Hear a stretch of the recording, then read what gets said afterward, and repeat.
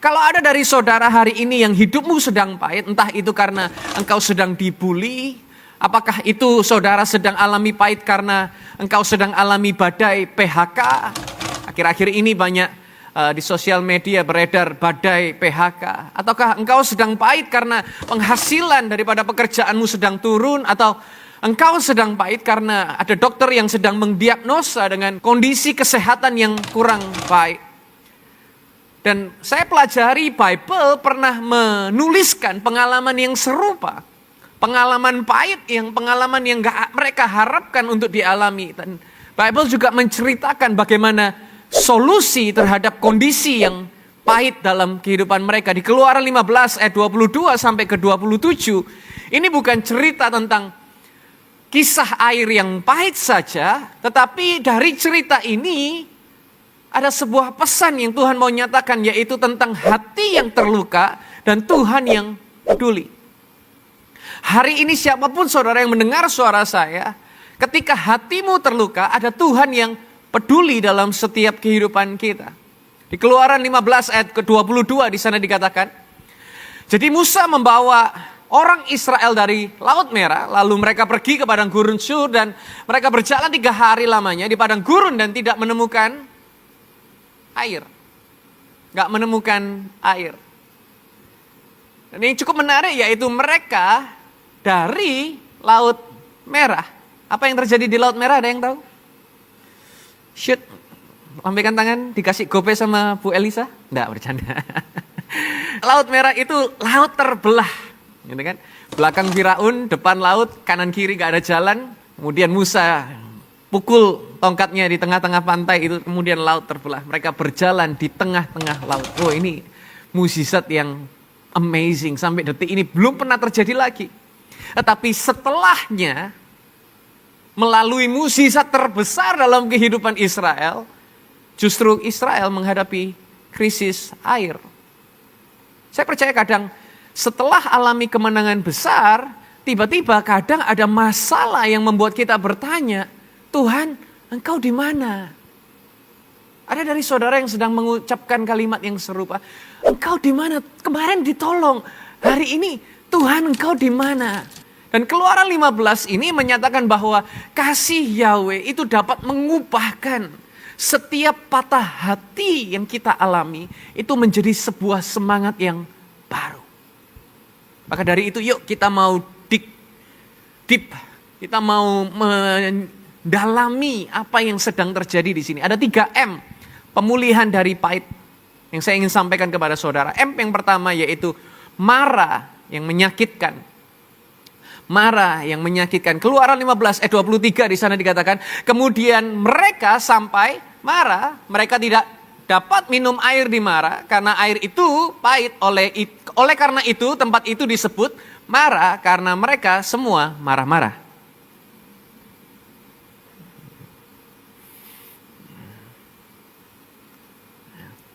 Mungkin disebut marah karena mereka semua marah-marah. Kalau saya jadi Israel mungkin lumrah saudara. Kenapa? Saudara bisa bayangkan 3 hari gak ada air. Kira-kira kayak gimana? Coba bayangkan sejenak. 3 hari gak ada air. Kira-kira ke toiletnya gimana coba? Ayo. Ya kan? 3 hari gak ada air. Mau minum dari mana?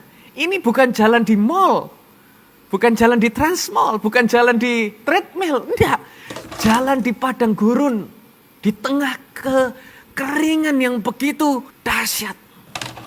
Walaupun sepertinya normal untuk mereka marah, karena enggak ada air di Mara, sehingga mereka marah-marah. Tapi kayaknya Tuhan sedang mau mengajarkan something yang lebih dalam bagi kehidupan mereka. Yaitu apa? Yang muncul di benak saya ketika saya baca kisah ini, yaitu ternyata Tuhan gak marah sama Israel yang marah-marah karena gak ada air di Mara. Kalau saya jadi Tuhan, saya akan sebel sama Israel. Kenapa? Karena kamu itu loh sudah dikeluarkan dari perbudakan, kamu sudah tak belahin laut, kamu tak kasih tiang api kalau malam gak kedinginan. Kemarin saya di Malino, dingin saudara. Hampir situ masuk angin. untung minum vitamin, dingin sekali. Itu cuma di Malino, bayangkan ini di tengah-tengah padang gurun. Israel dikasih tiang api, kalau siang dikasih tiang awan biar nggak kepanasan. Dikasih mana setiap hari dari surga. Ini loh cuma nggak ada air aja kok marah-marah. Tapi yang menarik Tuhan nggak menghukum mereka. Yang terjadi malah Yahweh menunjukkan kasih melalui Musa kepada Israel dan berkata bahwa Musa ada sepotong kayu di tempat itu dan lemparkan ke dalam air, maka air itu akan berubah menjadi manis. Sementara Israel menggerutu sama Tuhan, Tuhan malah menunjukkan kasih. Di tengah-tengah kepahitan, kasih Yahweh itu malah menjadi penghiburan. Bukan karena kita layak, tetapi karena Dia adalah Tuhan yang setia dalam setiap kehidupan kita.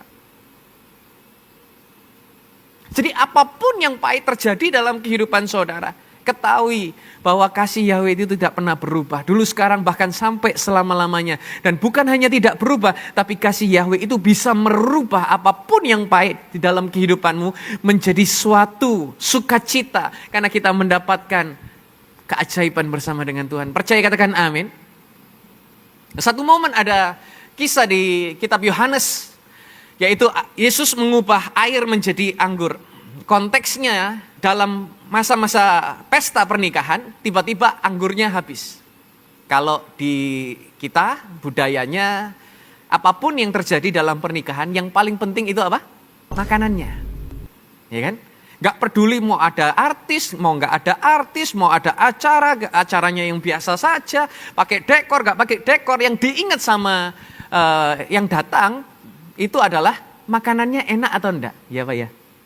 Nah, kalau di Israel, itu yang diingat sebagai suatu culture budaya yang penting itu adalah anggurnya. Anggurnya harus enak. Biasanya, anggur yang mahal, yang terbaik dulu dikeluarkan di depan. Kemudian semakin lama semakin gak enak. Sama kalau di kita biasanya makanan itu yang enak-enak dulu taruh depan, yang paling belakang-belakang kemudian ada nasi goreng kah, apakah karbohidratnya di belakang-belakang. Kenapa? Karena sudah kenyang terlebih dahulu, jadi enak gak kerasa. Nah begitu juga dengan Israel, anggurnya harus paling enak itu di depan. Karena sudah sampai terakhir sudah kembung, sudah gak fokus lagi gitu kan. Nah tapi di tengah-tengah pernikahan habis anggurnya.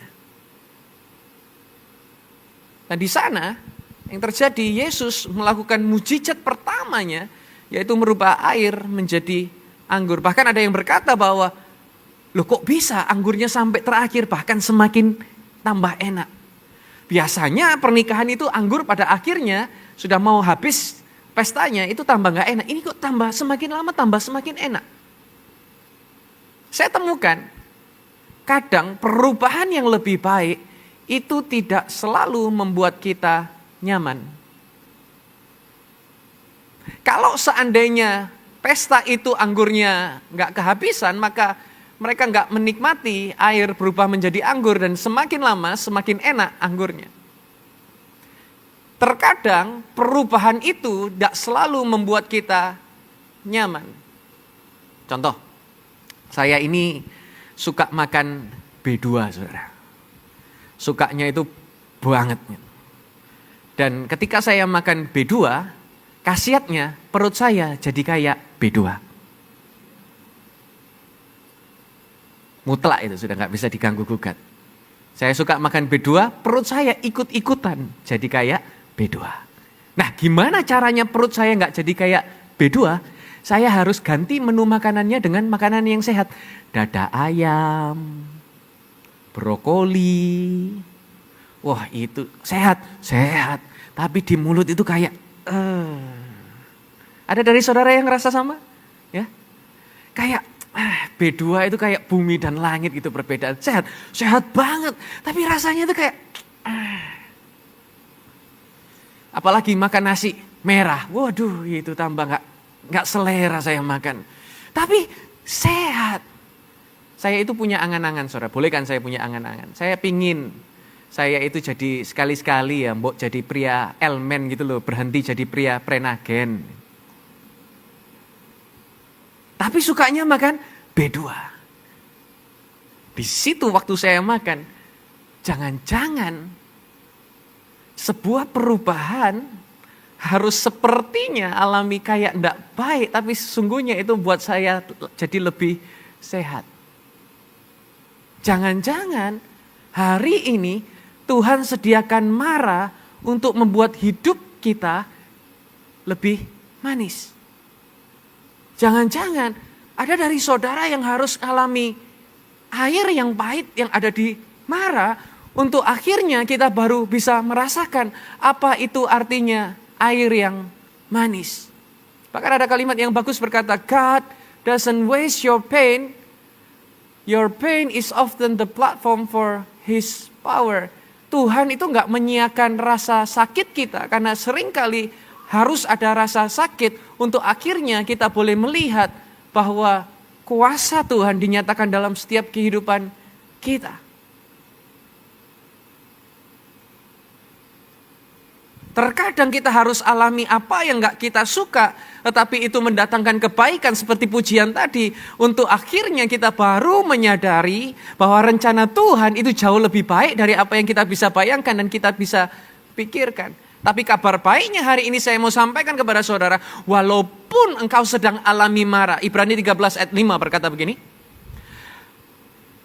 Sebab dia berfirman, aku sekali-kali tidak akan pernah membiarkan engkau, dan aku sekali-kali tidak akan pernah meninggalkan engkau. Tidak akan pernah. Saya harapkan saudara pulang dengan meresapi ayat ini, bahwa apapun yang terjadi, Tuhan gak sekali-kali meninggalkan, baik membiarkan engkau sendiri. Gak akan pernah. Kalau Dia menyertai saudara, oh yakin dan percaya, gak ada yang terlalu sukar untuk Tuhan dapat lakukan terjadi dalam kehidupan kita. Dia Tuhan sang pembuat mujizat, dan engkau semua menjadi langganan mujizat Tuhan. Yang percaya kita boleh tepuk tangan yang paling meriah bagi Yesus Kristus Tuhan kita.